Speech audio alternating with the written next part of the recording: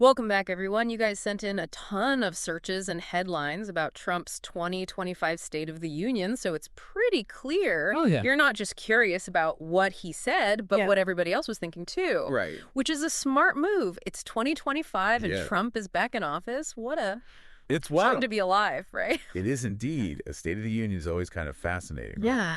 It's a little glimpse into Yeah. where we are as a country. Yeah, What are people worried about? What's on the agenda? for sure. And with Trump, it's practically guaranteed Oh, yeah. to spark some debate. Okay, so let's dive right into these search terms. Right. The sheer volume of searches for things like what time and how to watch is crazy. I know. It's like the Super Bowl of politics. You're not wrong. And that's not really surprising for a State of the Union, but Right. Trump just seems to magnify that effect. Uh-huh. He knows how to capture the public's attention for better or for worse. Yeah. People tune in to either cheer him on or tear him apart. And speaking of tearing things apart, look at all these searches for fact check, Oh, yeah. highlights, and transcript. It's like you wanted a play-by-play analysis before the speech was even over. That's so true, and it points to how we consume information these days, right? In a world of instant news and social media, Yeah. everyone wants to be in the know immediately, Yeah. but doesn't necessarily have the time to watch a whole speech. Right. Plus, there's that layer of distrust, like wanting to verify everything, Yep, for sure. Absolutely. Now, here's where it gets juicy. We've got searches for woke, meaning drill, baby, drill, Okay, and balance the federal budget. interesting. These aren't just random searches. These sound like potential sound bites from the speech itself. You're picking up on some major clues here. Yeah. Woke, obviously, speaks to the ongoing culture wars. Yeah. Drill, baby, drill hints at energy policy. Uh-huh. And balance the federal budget suggests those economic anxieties. It seems like Trump was hitting on some pretty familiar hot-button issues. And check this out. Searches for names. Okay. Nancy Pelosi, AOC, Hakeem Jeffries, so those are expected. But Yeah. Mike Johnson, Mm-hmm. who is this guy and why were you searching for him? Ah, that's a key detail. Yeah. In this alternate 2025, Mike Johnson is the Speaker of the House. Whoa, hold on. Yeah. Mike Johnson is speaker. That completely changes the political landscape. It does. I'm suddenly way more interested in what Trump might have said with him in charge. It's definitely a significant development. Think about it. Different leadership in the House. Right. It's going to be different priorities, different alliances, Yeah. a whole new set of challenges for the president. Okay, so we've got anticipation, controversial topics, a thirst for instant analysis, and a new power player in the House. Mm-hmm. This is already shaping up to be one heck of a State of the Union. It is. And don't forget all those searches about reactions, CNN instant polls, Yeah. Democrats' response, even mentions of specific commentators. It seems like you wanted to gauge the immediate fallout from the speech as well. Right, you wanted to know how everyone was interpreting the speech, who loved it, who hated it, and what it all meant for the future. It's like Right. you're looking for clues to decode not just the speech itself, but the entire political landscape surrounding it. Exactly. And that makes sense.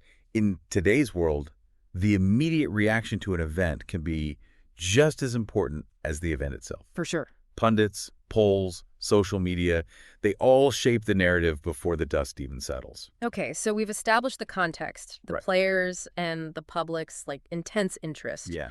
But now we need to go deeper. Okay. What were the actual issues Trump tackled in this speech? What were the key arguments and what clues do these searches give us about his strategy? Yeah. Well, let's dig into some of those specific policy areas you were curious about. Remember all those searches related to energy? Drill, baby, drill. Keystone Pipeline. Fracking.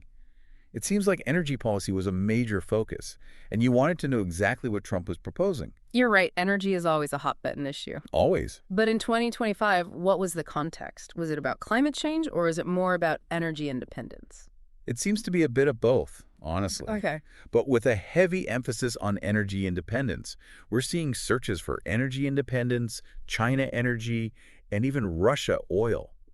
This suggests Trump might have been framing the issue as a matter of national security, possibly even drawing comparisons to foreign adversaries. That makes sense. It's classic Trump to frame things in terms of competition and dominance. Oh, for sure. America First was one of his big slogans, wasn't it? Absolutely. And we see that echoed here with searches for Make America Energy Dominant again. Exactly. And those kinds of slogans resonate deeply with his base. Yeah. It taps into a sense of national pride, but also underlying anxieties about America's place in the world, Yeah. especially when it comes to economic power and influence. But energy independence often comes with environmental concerns, right? Yeah. Was he talking about climate change at all? He did, but not in the way you might expect. Remember that search term, woke, meaning? Oh, yeah. He actually used it in the context of climate change, Wow. calling it part of a radical woke agenda that's out of touch with the needs of everyday Americans. So he was basically flipping the script, turning climate change into a cultural issue rather than a scientific one. That seems to be the case. Yeah. And it's a clever strategy, politically speaking. By framing it as a cultural battle, he's able to appeal to his base, who might be skeptical of climate science, For sure. while also tapping into a broader sense of frustration with what some perceive as political correctness gone too far. And that strategy clearly worked, at least in terms of generating buzz. We're seeing a ton of searches related to climate change, green energy, and environmental impact, Yeah. but also terms like culture war, cancel culture, Mhm. and free speech. It seems like he managed to rile up both sides of the debate. He definitely knows how to push those buttons. Yeah. But remember, this is 2025. We have to consider how the political landscape might have shifted since his previous term. Right. What were the major events leading up to this State of the Union? Yeah. Were there any specific crises or controversies that might have influenced his approach? That's a great point. We can't just analyze the speech in a vacuum. We need to understand the broader context. For example, remember how we talked about Mike Johnson being the Speaker of the House? Right. That suggests a Republican majority in Congress, It does. which would give Trump a lot more leverage to push his agenda. Absolutely. And it makes you wonder how much of his speech was tailored to appease that Republican base. Yeah. Was he trying to solidify his support within the party? Or was he aiming for a more bipartisan approach? Well, based on the searches we're seeing, it doesn't seem like he was particularly interested in bipartisanship. The sheer volume of searches for Democrats' response and CNN instant poll suggests that people were expecting a strong reaction from the opposition. And they probably got one. Mhm. Trump is rarely known for his subtlety, Right. especially when it comes to criticizing his opponents. Okay, so we've covered energy and climate change, two highly charged issues that clearly dominated the conversation surrounding the State of the Union. Right. But we also saw a lot of searches related to the economy, terms like inflation, jobs, and balance the federal budget. Yeah. What was Trump's message on that front? Well, let's open up the transcripts and see. Redaction. This is where things get really interesting because based on these searches, it seems like you were looking for concrete solutions, not just rhetoric. All right, we're diving into the transcript now, specifically the section on the economy. Remember all those searches about balance the federal budget? You were clearly interested in how he planned to tackle that issue. And he addressed it head on, Okay. calling the national debt a colossal burden. Right. He pointed fingers at previous administrations for reckless spending. So classic blame shifting. Pretty much. But did he offer any actual solutions? Or was it just talk? He did outline a few broad strokes, like cutting wasteful programs, streamlining bureaucracy, renegotiating trade deals. Those are some of the key points. Okay. He even used the phrase fiscal responsibility, which Really? which might surprise some people familiar with his past policies. Yeah, fiscal responsibility isn't exactly a term I associate with Trump. But it's interesting that he chose to frame his economic message in these, patriotic terms, talking about restoring American strength and making the country a global economic leader again. That's a really astute observation. Yeah. He's cleverly linking economic policy to national pride, which is a powerful motivator, Yeah. It plays into that deep-seated desire for America to be seen as a dominant force on the world stage. And looking back at the searches, it seems like that message resonated with a lot of people. We see searches for jobs, manufacturing, and American-made, all pointing to a desire for a strong, self-sufficient economy. Absolutely. Those searches suggest an underlying anxiety about economic security and a longing for the days when American products and industries were globally dominant. Trump is tapping into that nostalgia and promising a return to greatness. But we also saw searches for inflation and cost of living issues that hit people's wallets directly. Did he address those concerns? He did, but in a way that might be frustrating to some. Instead of taking responsibility, he blamed those issues on external factors, Okay. like global supply chain disruptions and the energy policies of weak foreign leaders. Oh, wow. It's a way of deflecting blame while still acknowledging the very real economic anxieties people are facing. Right. So taking credit for the good, deflecting blame for the bad. Pretty much. It's a familiar pattern, right? But beyond the economics, what else stood out to you in this speech? What other insights can we glean from these searches?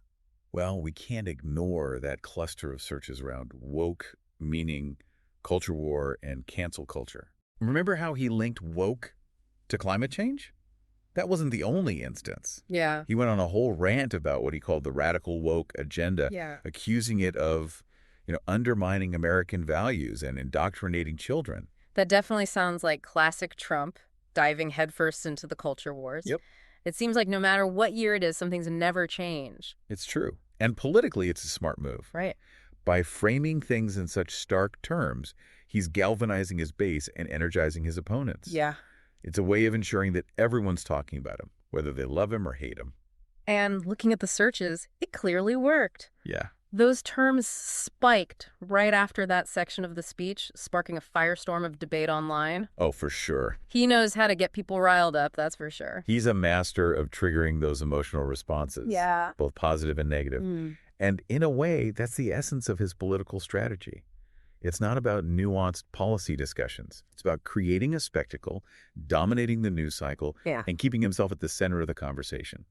So we've gone from basic searches about when and how to watch the speech, all the way to these deeper insights about political strategy, cultural anxieties, and economic concerns. It's amazing how much we can learn about the state of our nation just by analyzing what people were searching for. It's like we've pieced together a puzzle using these digital breadcrumbs to reveal a bigger picture, Yeah. We see the issues that are top of mind for the public, the political strategies at play, and the anxieties that are shaping the national conversation. Exactly. And the best part is, this is just the beginning. Right. We've provided the context, the analysis, and the key takeaways. Now it's up to you to dive deeper, explore the transcript, and form your own opinions. And who knows, maybe this deep dive has sparked your curiosity to explore other State of the Union addresses, to compare and contrast different presidencies, to see how the issues in the rhetoric have evolved over time. Yeah. There's a whole world of political discourse out there waiting to be explored. That's the beauty of it. We're not just giving you answers. We're giving you the tools to ask better questions, to think more critically, and to engage with the world around you in a more meaningful way. Exactly. So keep questioning, keep exploring, and keep diving deep. Until next time. Today is your lucky day. Today is the day that our $3 website works for you, paying you directly to your PayPal daily. Imagine $3 ongoing continuous payments to your PayPal account. Imagine falling asleep and waking up to $300 in your PayPal account. How would this make you feel? How could this help you? What bills could you pay? What kind of fun could you have? What does that retirement look like now? All for a one-time payment of $3. This website is DFY done for you, fully built and completely hosted, and never stops collecting payments for you. You have spent $3 on coffee on a regular, but that coffee won't help you create multiple streams of income. Click the link below.